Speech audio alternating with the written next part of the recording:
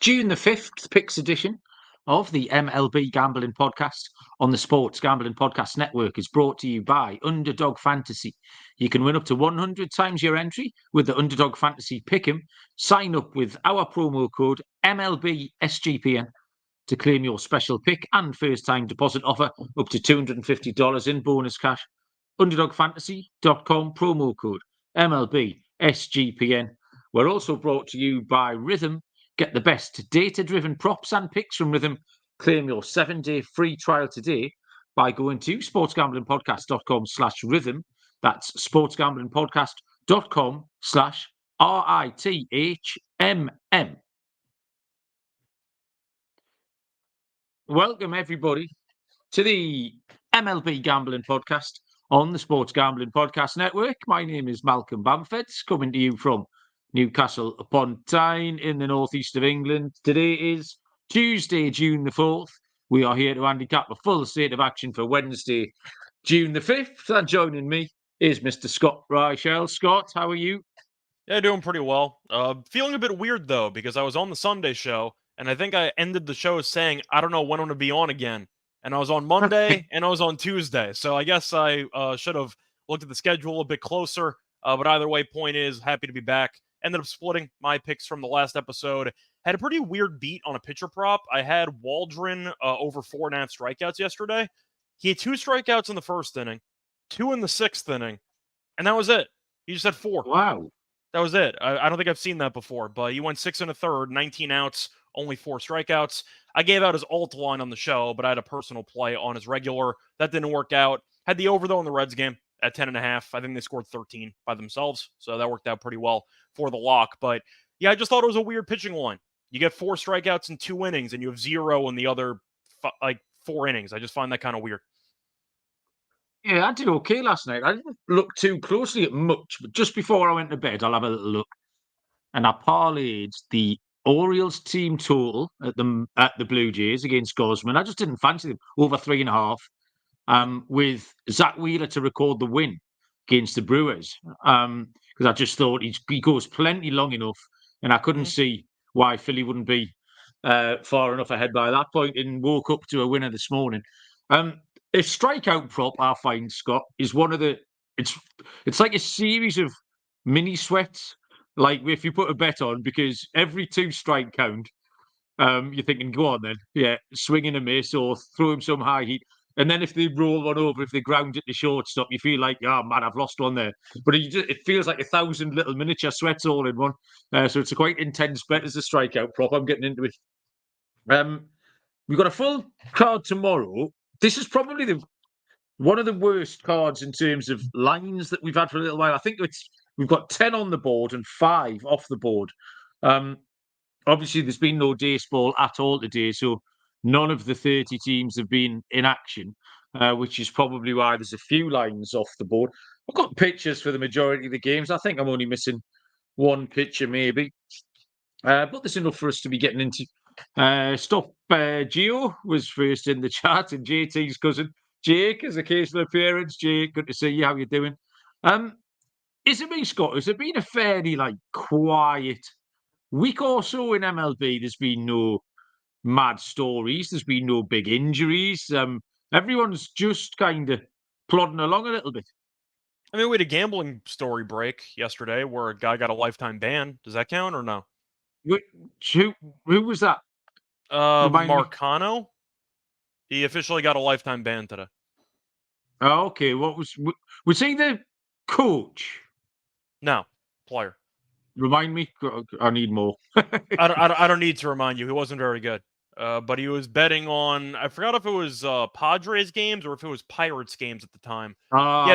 His record was horrible. I think he won. I think his overall record or win percentage was 13%. He was awful, and he lost his career.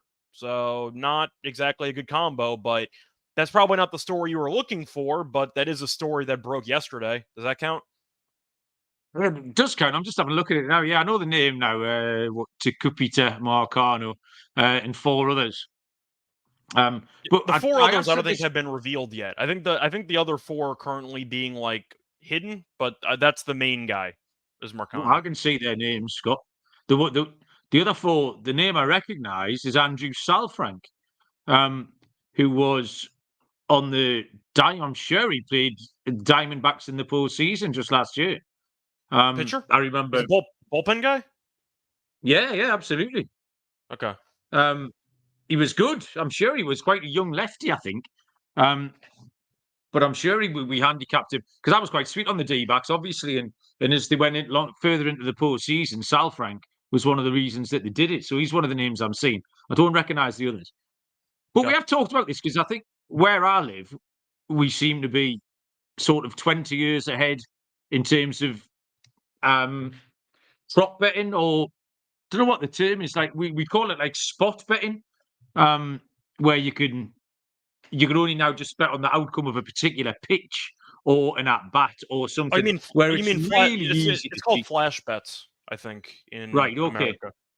So we call it spot betting here. But we had this in cricket 20 years ago. And I've said to Sean and Ryan and other shows that I've been on, it's absolutely going to come to baseball. It's unavoidable. So just prepare yourself for it. It was just a matter of time, because it's so easy for a pitcher. You can bet on a first pitch to big a ball. That's not affecting the outcome of a game at all. And if you get a minor leaguer who's going to come up, maybe from, I don't know, Puerto Rico, or he could be from anywhere, and just say, right, this is my one chance to make all my family $50,000 or whatever, just to throw a ball. He can just throw one in the dirt, and then he can go ahead and strike out the next 17 if he wants. But it was absolutely unavoidable, and there will be more. We've seen stuff in college baseball hit. Obviously, there was the whole Ipe thing, which was a little bit different, but stuff like this is completely and utterly going to come. You'll get a little avalanche of it, and then hopefully people will come out the other side. But yeah, it's definitely one of those things. Did you hear the college baseball players quote, by the way, today from Duke? Nope.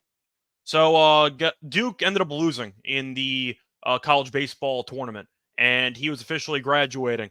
So the first thing he tweeted out after his team lost and officially his college career ended was "Goodbye college baseball, hello DraftKings," and that was his first tweet that he had. Oh wow! So he's going to be gambling now. So maybe we can get him on the show. Who knows? Oh no, I am nearly, because I've been up to St James's Park today, Newcastle United's home ground, but I had a load of Premier League gambling podcast cards in my pocket, and I just thought, out of mischief, I could leave them lying around because we were in the changing room and like the home locker room. But obviously Newcastle have that Italian player who's still serving a 12-month ban for gambling. So I thought, I better not leave any Premier League gambling podcast cards because I'll probably get someone in trouble. I'll wake up tomorrow, it'll be all over the news that Newcastle have been found to be gambling. It was all my fault, so I left them. You gave up 5 goals. They thought you were throwing. Yeah. Don't out me, Scott. Yeah, I gave up 6 goals. I had an absolute shocker. I tried to give you a goal leeway, and then you just ratted on yourself. I tried to make the stat line sound better. You made a save at the end. That counts. I didn't cover myself in glory. Like I was officially shite. Yeah, I would. If I was a MLB pitcher, I would be demoted. I'd be back in AAA tomorrow after a spot start today. Yeah, not very good at all. So what was your comp, though? Like Onana? Like, what was your comp in net today? Yeah, maybe Onana. I was very good with my feet, Scott. As the modern goalkeeper needs to be. I was very modern in the way I played out from the back. The problem was, every time someone had a shot, it ended up in the goal. And that's a problem. That is an issue, isn't it? Like, you know? Yeah. So some of my metrics were great, but I was in the bottom 1 percentile for stopping the ball going in the goal, which a lot of coaches do find important at that level. You should apply for the MLS. You might get a job there. Who knows? Yeah, I could do. Yeah, if they're looking for a veteran stopper. 1:35 Eastern tomorrow. We'll start with. Well, I still use my Simeon Woods Richardson as one of the biggest names in baseball joke. But I've got a rival here. So for the Atlanta Braves and the Boston Red Sox, we have one of the biggest names in baseball. It's Spencer Schwellenbach. What a great name that is. Will go to the hill for the Braves. And Nick Pivetta goes for the Boston Red Sox. It is -115 For the Braves, it is -110. For the Red Sox, with a total here of 9.5. Spencer Schwellenbach. I must admit, this was kind of a new name on me when I came to handicap it today. And I would have remembered handicapping Schwellenbach if I'd done that before. First thing to say about Atlanta, they're still just scuffling along a little bit. They were the last time we spoke about them, and we faded them quite correctly, I think, against Oakland, maybe, Scott, it was. But they're 4-6 in the last 10. They're still 7 games behind Philly. And they head out on the road behind Schwellenbach. So it's not necessarily a great spot for them. Schwellenbach's had one game. You know, he was promoted straight from AA. He hasn't even started a game in AAA. So it's a double leap for Schwellenbach. 23-year-old, the Braves' number 3 prospect. He actually bats, by the way, as well. He can play a bit of outfield, and he can hold a bat. So if they need another bat off the bench, he can do that for them. But this does look like a tough spot. His one start was against Washington. He gave up 5 hits and a walk, 3 earned runs, 1 homer, struck out 5. So he did go okay. Wasn't terrible in a game that Atlanta lost 7-2. But coming up against Nick Pivetta here, he's been inconsistent. 3 out of 4 are generally good, and then he just throws in a shocker, and you never really know which one it's going to be. You kind of have to take your life in your hands a little bit by backing Pivetta.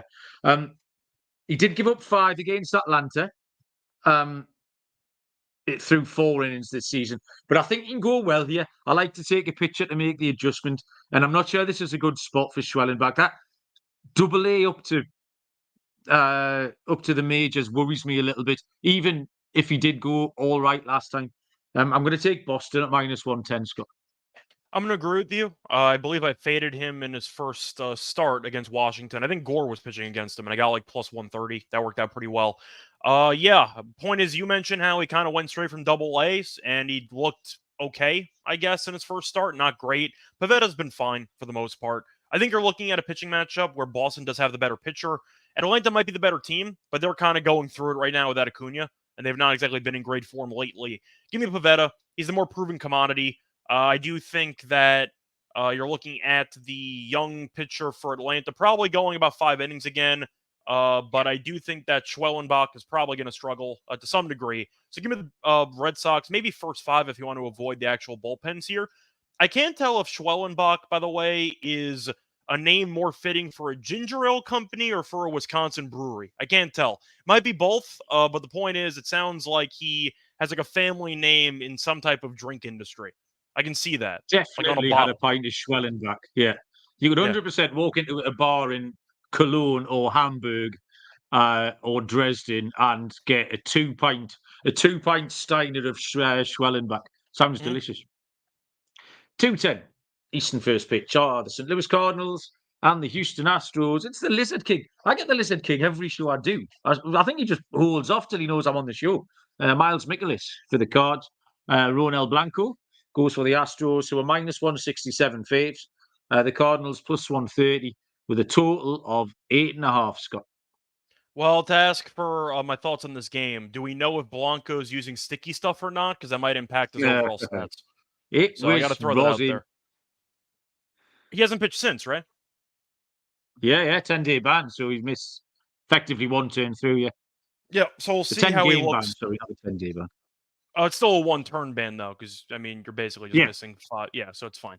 But I think for this one, I am going to fade the Lizard King in this one. Houston had a nice rally there into the game yesterday. Verlander did not pitch well, and they were able to piece together some hits. I believe Diaz had the big home run against the bullpen there late, but Blanco's been good this season. The issue is the actual price at -175. I'll go with the Astros -1.5. I think at the end of the day, the Cardinals bullpen's a problem. The team's still not very good.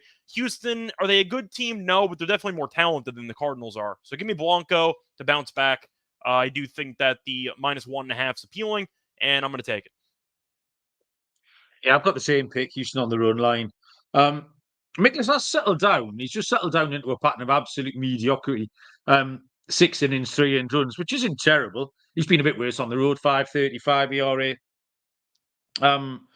And yeah, Blanco had his worst start of the season, and then he's had a little rest, but he's done enough to earn our trust, I think. Houston's still not great, but they're better at home. And actually, their last 5 wins, the Astros, were all by multiple runs. So if they do win a game, it tends to be by more than one. So yeah, Houston run line will be the pick for me. Next up, we have a 3:10 Eastern first pitch. Is the Cincinnati Reds at the Colorado Rockies. We have Graham Ashcraft going for the Reds. For the Rockies, it will be Dakota Hudson. Lines are -138 Cincinnati, +110 Colorado. Total is 11.5. Graham Ashcraft 4-3, 4.76 ERA. Not going very well, Ashcraft. A shame because I like him, but he's struggling. He gives up minimum 3 earned runs every start. He's not going deep into games. 6.38 over his last 5. He's just not putting it together at all. Dakota Hudson, kind of out of nowhere, has been in good form. And that peaked last time when he threw 7 innings against the Dodgers. 4 hits, 1 earned run. But he has backed that up with some other solid efforts as well. That's not being a flash in the pan here. Cincinnati put Colorado to the sword in the Monday night game, scored 13 runs. I'm going to flip that. I think Colorado can get them this time. Behind a decent start from Hudson, Ashcraft wobbly, plus money for the Rockies. I'll take the Rockies as a home puppy, Scott. Yeah, I think I'll agree. I think I prefer the Rockies team total over, though. I just think that Ashcraft's going to struggle, and you might see the Reds bullpen have issues too. Hudson, we saw look very solid against the Dodgers last time out, and he was good in his last 2 starts before that, but the issue is he's really bad at home. Now, he was good against the Phillies the last home start, only gave up 2 earned. But so far this season at home, 23 innings pitched, a 7.43 ERA, so it does not seem like he's translated well to Coors Field. I had the over in the first game of the series. I got there from one team alone. I don't mind running it back. I'll go with the over in this game. Okay. I've got a couple of things to tell you about the NBA playoffs. First of all, it's a little sportsgamblingpodcast.com/NBA finals contest, which is $100 cash and $100 gift card to the listener who wins the NBA finals prop contest. That's sportsgamblingpodcast.com/NBA finals. And also, Underdog Fantasy, you've got Pick 8 now live for the NBA finals. Create entries with up to 8 picks, and Underdog will automatically double flex entries so you can miss up to 2 picks and still win your entry. That's a fun game. I like that little twist that they put on. You can win up to 325 times your original amount. You've got specials and boosts on all flexed entries. So don't miss your chance to try it out before it's gone. Our code to sign up here is MLB SGPN to claim your special pick and first-time deposit offer up to $250 in bonus cash. UnderdogFantasy.com, MLB SGPN. Next on this MLB card for Wednesday is a 3:40 Eastern first pitch between the San Francisco Giants and the Arizona Diamondbacks. Jordan Hicks goes for the Giants, and for Arizona, it is left-handed pitcher Jordan Montgomery. -133 home favourites, the Snakes. The Giants at +105. Total 8.5, Scott. I think I'm going to have to go with the Giants, getting a little bit of plus money in the spot. Hicks has been better at home than on the road, but his road numbers are fine. Montgomery, though, has been terrible at home. He has a 6.64 ERA at home. You're also looking at his recent performances. Montgomery has allowed at least 4 earned in 2 of his last 3 starts. He has allowed 9 hits in 2 straight starts. So he's giving up a lot of contact, and the Giants have a lot of contact hitters. I think Hicks is fine. The issue you have with Hicks is that he doesn't go any distance. He really goes about 5 innings tops, and then he kind of just leaves the game. But I do think you're looking at Hicks either matching Montgomery or out pitching him, and you might get some chaos with the bullpens, but I don't see much separating these teams. So getting +115, I do think is a solid deal. Give me Hicks, +115. You pretty much given my exact handicap then, is that the two teams are very, very similar. And at the minute, I can't back Montgomery. I've got him on a couple of my fantasy teams. I've been watching him closely, and he's just not been doing it at all. He looks really vulnerable. And at the prices, I'd have these -110 each too. You have to take Hicks and the Giants at +105. So yeah, I'll co-sign that pick, Scott. Do want to point out one thing, by the way, before we move on.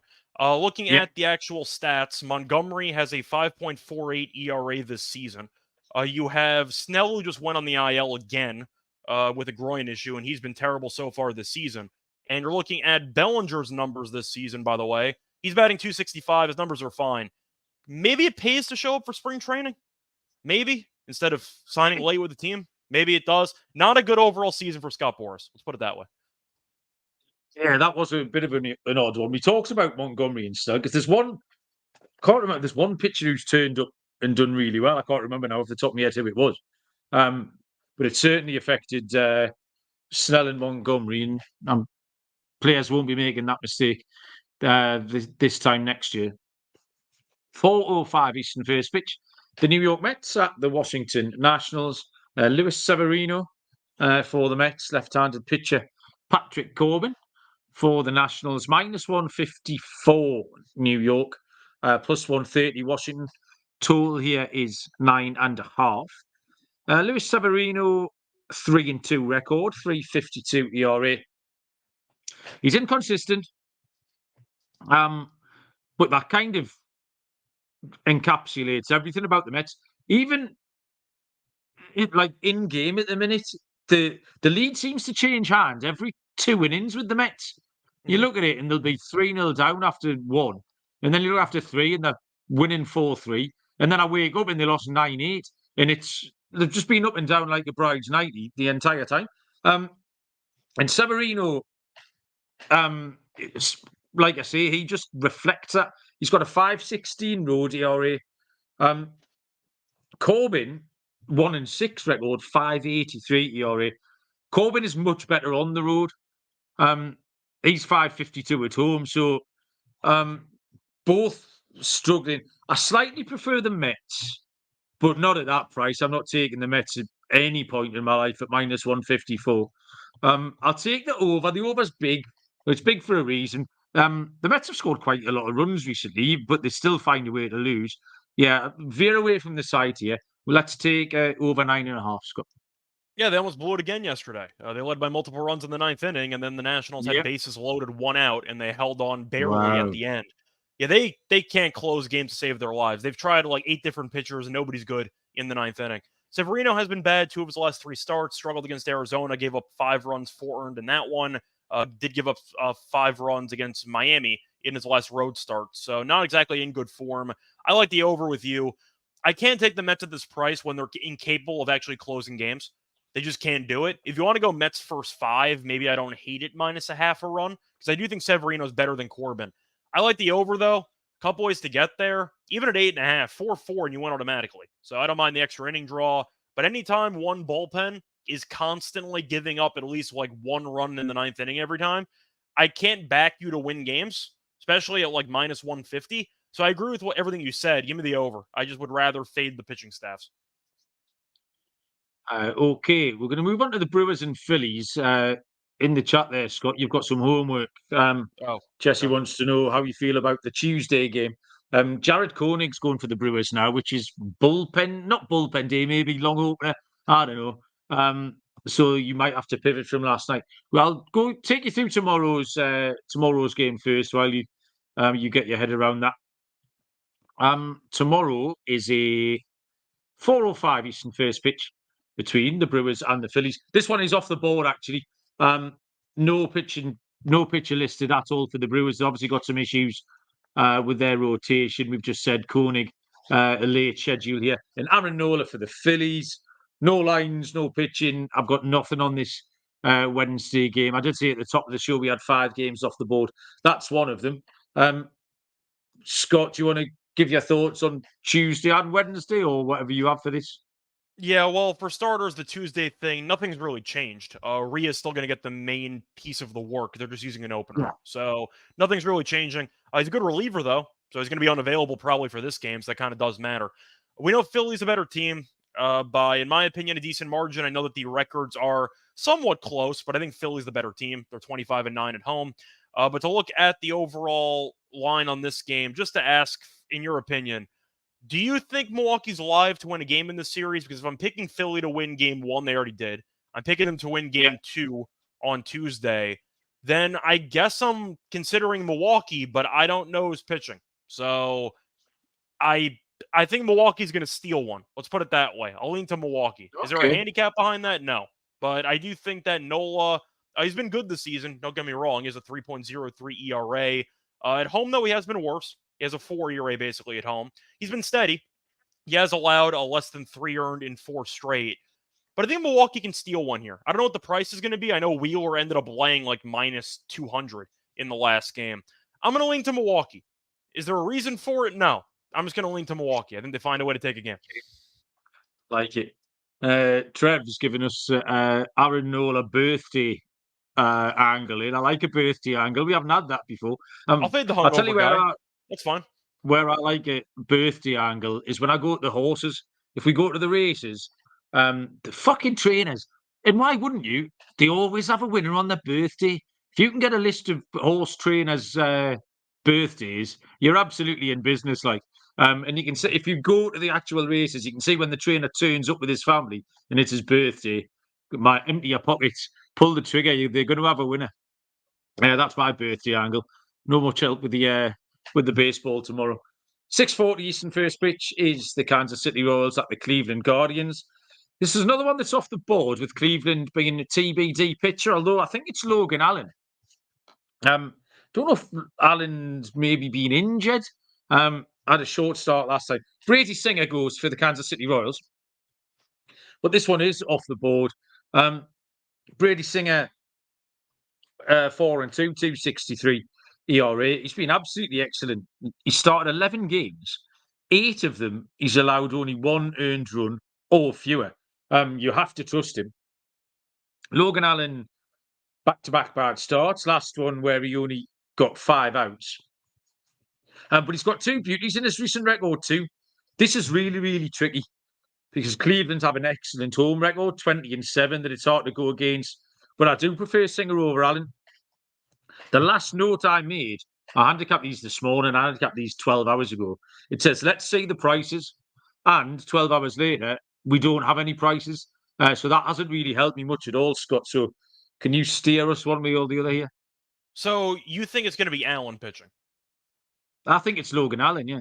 But okay, so we have nobody listed, at least for me. Assuming it is Allen, guy's an absolute psychopath. He's either really, really awful or he gives up no runs in 6 innings. Like, there's no middle ground. He's just either really bad or unbelievable. So Singer's been fine. I'll go with Kansas City. I don't know what the price is going to be, but if we're assuming it's going to be Allen, then I will pass. I can't trust him. Singer, yes, I acknowledge, can be a bit, I'd say, underwhelming with length, as Trevor's mentioning on the road, but I think Kansas City might be getting plus money here. I don't want to be backing Logan Allen. If it's not Allen, we can reevaluate, but I don't have lines, so I'll go with the dog in this game. Yeah, Trev's given us that stat that might just have made my mind up for my pick here, which is that Singer has never gone over 5 innings on the road. So taking under on the outs, if you can find an under 15 and a half. If you're betting NBA player props, however, you need to download Rhythm. Rhythm gives you a menu of the best player props for every single NBA playoff game, making it easy to go through and find the best props to put your money on in seconds. Rhythm's predictions are backed by over 3 years of data and a team of scientists and quants that focus on fine-tuning the algorithm to give you the best shot at winning, whether it's DFS picks or you're having a bet. Rhythm pairs its predictions with player prop graphs so you can feel even more confident. It covers the superstars and the bench players, everyone in between. Rhythm gives you the best player prop lines, all backed by AI data. And so you don't need to endlessly scroll your sportsbook. Claim your 7-day free trial today by going to sportsgamblingpodcast.com/rhythm, RITHMM. That's sportsgamblingpodcast.com/RITHMM. Next on the card is a 6:40 Eastern first pitch. It's the LA Dodgers at the Pittsburgh Pirates. Left-handed pitcher James Paxton for the Dodgers. It's Paul Skenes Day for the Pittsburgh Pirates, who are favourites here. -112 The Dodgers minus 104. Total of 9. Scott, Pirates favourite over the Dodgers. What are you telling me? Yeah, good luck with that one. I'll take the Dodgers. I think this price is absurd. I even see even money on ESPN right now. I know Skenes is very good. I'm not going to take that away from him. Paxton's also been really good. I feel like people don't realize that Paxton's actually been very solid so far this season. Skenes, though, to go through his last couple outings, did give up less than 3 earned in 3 straight starts. So if you want to go for Pittsburgh, maybe first 5, but with the bullpens being attached to it, I can't take this price with Pittsburgh. Pittsburgh's not a good baseball team. They might be better than they were in previous years, but I do think the Dodgers are obviously the much better team. And Paxton so far this season, 5-0, 3.29 ERA. I think he can hang in there against Skenes. But once Skenes gets pulled, you might see the Pirates bullpen implode again. So based on value, Dodgers at plus money. It's one thing if they're underdogs against like the Braves or they're underdogs against the Phillies. That's fine. Pittsburgh? No, I'm going to draw the line there. I'll go with the Dodgers at even money. Absolutely agree with you. I didn't think I'd see a world where the Dodgers would be underdogs against the Pirates. I do like Skenes. A couple of times he's been great. Once or twice he's been hittable. But it's the Dodgers, and they're the better team. They're considerably the better team. Paxton is always a little bit of a danger bet. He's been good. I mean, that record, 5-0, 329, but he only went 3 innings at the Mets. He gave up 5 earned at Cincinnati. So the possibility of something terrible happening if you take Paxton.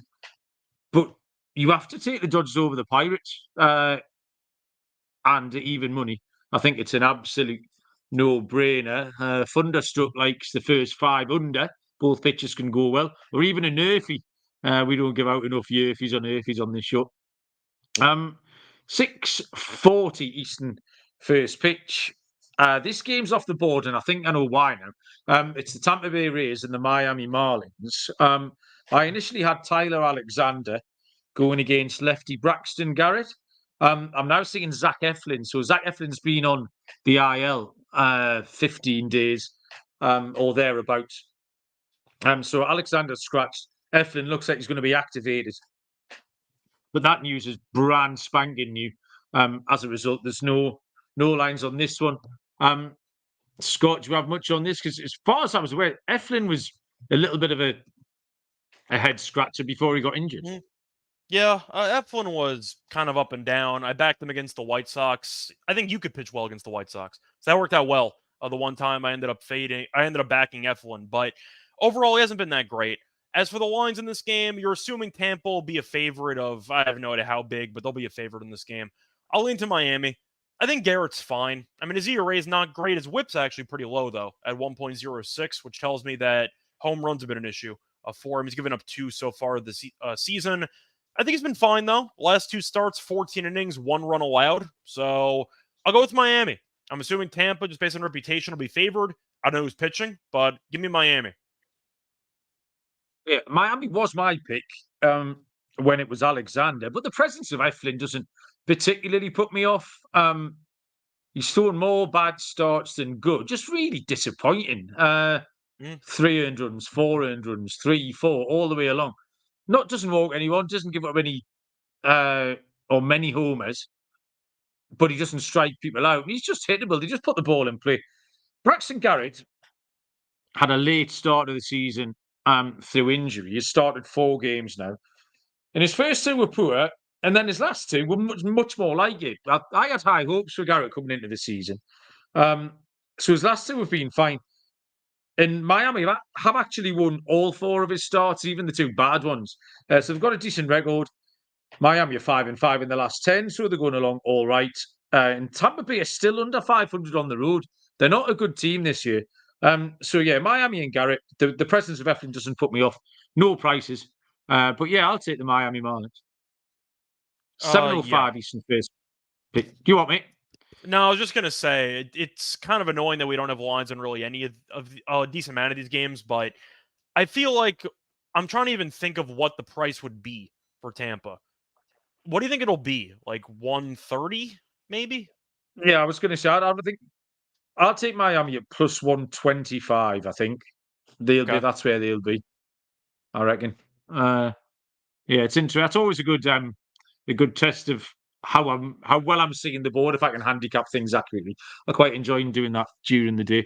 The Minnesota Twins go to the New York Yankees, 7:05 Eastern first pitch. Chris Paddock for the Twins. And for the Pinstripes, it is Carlos Rodon, left-handed pitcher, -190 for Scott's Yankees, +160. The Twins total is 8.5. Scott, hard to pick holes in what Rodon's been doing. I'm just shocked he's been this good. So I'm not complaining. He's been really good. Yeah, I'm rooting for him. Go with the Yankees again, -1.5. Now, Paddock this season has been fine. His ERA is 4.57, kind of been up and down, but you're going through the last couple of starts for Paddock, and he's been okay. Went 5 2/3, 4 runs against the Royals, 5 innings, 2 runs against the Rangers, 8 innings, 2 runs against the Guardians. Did face off against the Yankees, though, at home earlier this year. Gave up 12 hits, 5 runs in 5 innings. 12 hits in 5 innings is pretty tough. That means you got absolutely shelled in that one. He has given up, though, a bunch of home runs, which is a bit of a problem, as he has given up at least 1 home run in 5 straight starts. And facing the Yankees is not a good recipe or a good combo for that. So give me the Yankees, -1.5. They own the Twins. They have for about, 20 years at this point. I see the same thing happening here. I think Paddock gives up a decent amount of overall, I'd say, hard-hit balls, and I do think that Rodon's going to pitch well again. Give me the Yankees, -1.5. Yeah, I've got the same pick, Scott. As well as Minnesota playing, they're 7-3 in the last 10. They've been good on the road, 17-13 record on the road. But Paddock is hard to read, 6.85 ERA in his last 4. And I obviously noted down as well that 5 earned run start against the Yankees on May the 14th. And yeah, Rodon rock solid. Few too many walks he gives up, but not much contact. And his 5 starts, the Yankees have won by 4, 5, 5, 5, and 8. That'll do. Ticks in all the boxes. New York Yankees run line is the play for me and Scott. 7:07 Eastern first pitch. The Baltimore Orioles at the Toronto Blue Jays. We have Albert Suarez going for Baltimore and Jose Barrios for Toronto. This one's on. Why is this game off the board? I've seen pictures for this for the last 12 hours. Have you got this on the board yet at all, Scott? Can you see it? I don't even have Suarez listed. I have undecided on ESPN. All right. So maybe that's it then. But I've been happy with Suarez. We both keep pressing the same button, Scott. Stop it. Yeah. We're so professional. We're too quick for each other. Yeah, I've seen Albert Suarez all day. I like Albert Suarez as well, you know. He's 2-0 with the 157 ERA. But he's going well. He's had 2 proper starts where he's given up 1 earned run. I'm not all in on him. My enthusiasm is slightly tempered, but he hasn't done anything wrong. Yeah, there's no reason to fade him here. Barrios is roundabout the most reliable thing about the Blue Jays organisation at the moment. I was over the moon last night to take a Baltimore team total over 3.5. I just didn't want anything to do with Gosman at all. But Barrios will give you 6 or 7 innings and he'll give up 2 or 3 earned runs. But even in those situations, you can't trust the Blue Jays to win. I think Baltimore are the much better team. It's that simple. Much better offense. They're 8-2 in the last 10. They're 17-8 on the road. They won that game nicely last night. I'll take Baltimore again. And they will be a good price because I think Suarez is less of a known quantity. And Barrios really is the big solid name for Toronto. Yeah, I feel like I'm going to have to wait to see if Suarez is confirmed or not, but give me the first 5 under, assuming Suarez is going to pitch in this game. Barrios, you mentioned before, tends to go 6 or 7. He's fine. He might give up 2 runs. I can live with that. Suarez doesn't go any length. Went 5 innings, 1 run against the Rays, 4 innings, no runs against the White Sox. So with the lack of overall length, as they're slowly kind of stretching him out for more innings for each actual start, give me a low-scoring start to this game. I think both pitchers can piece it together, assuming that it is Suarez. I think Barrios should be fine at home. Give me the first 5 under. Okie doke. Next is 8:05 Eastern first pitch. This is off the board as well. The last 3 are on the board, so this is the last one we've got no lines. It's frustrating. I apologise. the Detroit Tigers at the Texas Rangers. Kenta Maeda for Detroit. Texas officially TBD. I've got Jose Urena going for Texas. My very brief handicap on this is that Maeda has been horrible on the road, absolutely horrible. 12 earned runs in his last 6 2/3 that he's thrown on the road, which is an incredible number, frankly. And I'm all in on fading Urena. His numbers actually aren't horrible, but the regression coming, I mentioned it last week, I was right. And I think it's only going to continue. I don't know what the total will be because neither offense has been fantastic. So it might be workable. We might get an 8.5 here. But yeah, I'll take an over unless it's something ridiculous. But I think we'll see runs. Yeah, I think I'm going to lean to the Tigers in this one, potentially on the first 5, actually. Urena has not been great this season, but at home he's actually been pretty good. So far this season at home, 20 innings pitched, a 1.35 ERA. So I'm kind of just backing that. I'd say one stat that's kind of a beacon of, I don't know, hope for Urena, just being good at home. But I think Maeda sucks. Like, I just think he's really bad. And I know he used to be good back in the day. I'm curious if this is going to be the final year he's going to be in the majors. He might end up back in Japan. But I do think you're looking at the Rangers potentially teeing off against Maeda. It's kind of a batting practice pitcher at this point, especially on the road. You mentioned the last 2 road starts for Maeda. I don't mind the over, as you said before. Maybe Rangers team total over. I think Urena can actually go decently, though, at home. So I'll lean to the Rangers to just honestly beat the crap out of Maeda. That's kind of how I see this going. Fair enough. We will move to the bottom line of games, 8:05 Eastern first pitch. The Chicago White Sox at the Chicago Cubs. Is this a big, this might sound like a stupid question, Scott. Is this a big rivalry? It's supposed to be, except these teams haven't been good at the same time, and I don't know how long, so it's probably not as good. But it's supposed to be a big rivalry. They also had a trade with each other with the Kimbrel trade a couple years ago, which is kind of a no-no. You're not supposed to trade with your arch rival. That's kind of a thing. But I think Quintana might have also been traded between both teams a couple years back. But it's supposed to be a big thing, a Windy City rivalry. But in reality, the White Sox only rivalry is actually hitting baseballs. They're just bad at baseball. It doesn't matter. Is there, like in football, soccer, whatever, there tends to be in these cities, one of the teams will be like the working man's team, the white collar, like the blue collar team, and one's the white collar. Is that something that would be appropriate here? Would that apply or not? I'd assume no, because both of them have like one title in the last 60 years each. I mean, the Cubs go back to like 1908. They have one title. The White Sox haven't won anything besides, was it 05, I think, when they ended up winning. So I think both of them are kind of blended together in that sense of like the workers' mentality. I think it's just a geographical thing on where they're located. Some people who live in a certain area root for the White Sox, some root for the Cubs.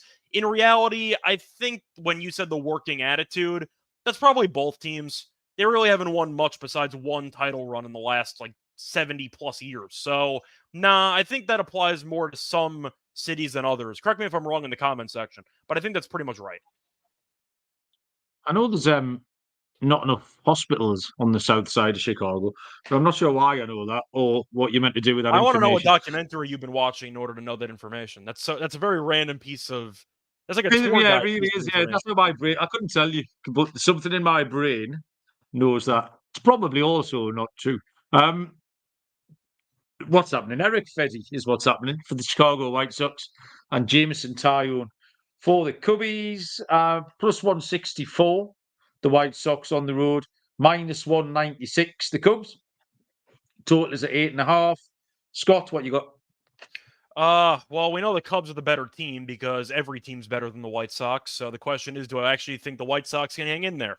I'm going to say no. I'm going to go with Taillon minus 1.5. We'll see how the White Sox fare against Imanaga tonight. So we'll see if the losing streak gets extended. They've lost, 11 in a row at this point, I think. I think it's 11 in a row. They're 5-24 on the road this season. I know Fedde's been fine this season. I just can't back a team that's lost 11 straight. I just can't do it. I faded them all weekend against the Brewers. That worked out quite well. Once again, shout out to Gary Sanchez for the minus 1.5 cover there. Cubs have been terrible. I acknowledge it, but at home they are 3 over. I think Tyone can at least match Fedde, and I think that the White Sox bullpen is potentially worse than the Mets bullpen. That's how bad I think this unit actually is. So give me the Cubs -1.5. If you want to go for the White Sox, maybe first 5. I don't hate it, but they've lost 11 straight. They're one of the worst teams I've ever seen. We thought the Oakland team last year was bad. This team is, I'd say, equally bad, and they might be trading Crochet. I heard the Padres reached out for Crochet today. So they might be getting even worse as the season goes on. So, yeah, I'll go with the Cubs -1.5. Yeah, road Fedde and home Fedde is definitely becoming a thing now. Last 3 home starts, 0 earned runs. Last 2 road starts, 9 earned runs. So the clues are there. Tyone is pretty basic. Got ERA 2.84, 3-2 record. But yeah, just settled into a pattern here. 3 earned runs over his last 3 starts, and the Cubs have lost them all. And the Cubs aren't playing well, so I'm not interested in the Cubs at that price. What I do like is the Cubs team total, because I think they'll get to Fedde here. So total of 8.5. You're looking at over 4.5 for the Cubs, I'm guessing. They should be able to do that, but I wouldn't trust them to win necessarily. Just in case. So I think the safest option is the Cubbies team total. 9:38 Eastern is the San Diego Padres at the LA Angels. Dylan Cease for the Padres and Jose Soriano for the Angels. +128 home dogs are LA. The Padres are -152. Total is set at 8. Dylan Cease has a 5-4 record with a 3.42 ERA. And he's been proven quite easy to get at lately, Dylan Cease. 3, 4, 5, 3 earned runs. But he does have a 4-0 record on the road with a 2.79 ERA. So those two things kind of contradict themselves. Does make it easy to make a pick here. Soriano, we talked about last week, because I think I tried to back him on the road. And everyone in the chat were trying to talk me off it. We've just talked about home road Fedde. Well, home road Soriano was another thing. But he has struggled in his last 2 home starts, 6.75 ERA. Both of these teams can score enough runs. And with Cease giving up runs and Soriano struggling at home, I love that total of 8. I expected at least 8.5, possibly a 9. So I'll take over 8 runs there. So. I think ESPN is 7.5 if you want that instead. Wow. So. Yeah, I'm done anyway. Go for it. Yeah, I think I have to agree with you about the over. Both pitchers have been allowing runs. Cease allowed 3+ in 4 straight. Soriano's allowed 4 in each of the last 2. I've called Cease overrated for about a year and change. I know he had a great year a couple years ago. That has been more of an outlier. I think that he's a fine pitcher, but people keep pretending he's an ace, and I just don't see him being an ace. On the road, though, he's been very good, as you mentioned before, 4-0, 2.79 ERA. I think the question is, do I really want to be laying this number with the Padres? And I think 145 is manageable. It's really tough, though. I might just go with San Diego -1.5. I think +120 with the much better team is definitely worth consideration. I think Cease is definitely better than Soriano. So even if I think he's overrated, San Diego does have the better pitcher. The Angels are 8-21 at home. Padres are 19-12 on the road. Even though I'm not a big Cease guy, his road numbers have been solid. Give me San Diego at a +120 to win by 2+ runs. Final game on the card, 9:40 Eastern first pitch, the Seattle Mariners at the Oakland Athletics. It's Logan Gilbert for Seattle, and it is Joey Estes for Oakland. -154 Seattle, +130 Oakland. Total 7.5. Scott, finish us off with a winner. Yeah, so Estes so far this season has been pretty bad. Has a 6.10 ERA. But if you actually want to look at his starts in order, he gave up 1 run last start against Tampa. So maybe he's turned a corner. The last 2 starts, he's gone 12 innings, given up 5 runs. Not great, but better than giving up 8 runs in 3 2/3 against Houston. So there's that. You're looking at Seattle, of course, being the better team. Oakland's not very good, but non-last place. So congrats to Oakland. They are not in the basement. That is the Angels. Now, I do think that Gilbert's obviously been solid this season. 3-3, 3.29 ERA, 1 flat whip. His road numbers and home numbers are kind of similar. Last couple of starts, though, he has given up some runs, given up 3+ in 4 of his last 5. So I think if I had to go for value, I don't mind the over in this game. I know it's in Oakland. I know it's a late night game, and that tends to be an underbetter's dream. But I think both pitchers can give up runs in this outing. So I am going to go with the over. I think 7.5 is a bit low. Each of the first 3 meetings this season, by the way, have had at least 9 runs. So I'll go with the over 7.5. Yeah, 7.5 is low in here. Joey Estes, part of the problem I've got, Scott, is when I put a face to the name, when I just see all the numbers, I'll happily fade them. But I happened to see Joey Estes last time, and he just seemed like a really nice boy. And that puts me off. I don't like these people having human characteristics. His mum was in the crowd watching. He's got lovely hair, and I feel sorry for him now. I was quite happy when I didn't have that emotional connection to Joey Estes. I don't know what to expect out of him. He's got a 6.10 ERA. He's had 2 good starts and 2 bad starts. So yeah, I don't know what to do. But Gilbert's not going very well. 5.97 in his last 5. Loads of hits. Doesn't give up homers and walks. It's all contact. He has been all right on the road. I'll give him that. But 7.5 way too low, yes, really. We've said before, Oakland are dangerous. A couple of swings at the bat. They can change the score pretty quick, Oakland. So yeah, agree with you. Over 7.5, please. Okay, done. Ladies and gentlemen, boys and girls, 15 games in the book. Scott, lead us off with your lock and dog. All right. So for the lock on the show, I think I am going to go to the Mets and Nationals game. I'm going to go with the over at 8.5. I just think at the end of the day, the bullpens I don't trust. Severino got shelled the last time out. He's been pretty vulnerable recently. And Patrick Corbin's Patrick Corbin. I feel like he should be in the MLB Gambling Podcast Hall of Fame, just based on how often we faded him with totals. So give me the over, 8.5 in that game. We saw the first game of the series yesterday. It might just be one of those series where the last team to bat has a shot to win the game, but you have like 15 runs in the first couple innings before that. So the point is, I just see a lot of chaos in the series. Give me the over at 8.5 as my lock. Couple ways to get there as well. For my dog on the card, couple of things I was tempted by. Thought about maybe going with the Giants, but I'm wondering if I actually want to pull the trigger on that one. What do I want to go with here? You know what? No, I'll go with what I think is a pretty safer option. Actually, my exact same dog from the previous episode. Give me the Yankees, -1.5 again at +110. You mentioned the amount that they've won with Rodon, won by with Rodon's the last couple starts. They're winning by basically 4+ runs every time he pitches at this point. Paddock already pitched against the Yankees, gave up 12 hits in 5 innings, 5 runs. He got shelled. Yankees have been the best team in the league right now, best record in the league, and I think that they're in line to kill the Twins again. So give me the Yankees -1.5 at +110. Just say a quick hello to Eyeball509, new name to me in the chat, so I appreciate your kind words. Welcome along, mates. Get involved, throw out any picks that you like. My lock is going to be a total, which is unusual for me, and it's that Padres and Angels game. I think it's far too low. Both pitchers are hittable, and both teams can run up a score here. So yeah, I love the total. I did expect that to be higher, so I'll take over 8. You said there was a 7.5 kicking around somewhere, didn't you? As well, was that the game? ESPN is 7.5. Okay, wow, get involved in that. For my dog, I kind of had the same thoughts as you on the Giants because I'm so far out on Montgomery at the moment. That game looks like it should be a -110 each of 2, but it's not. It's +105, -133. Colorado at +110, catch my eye.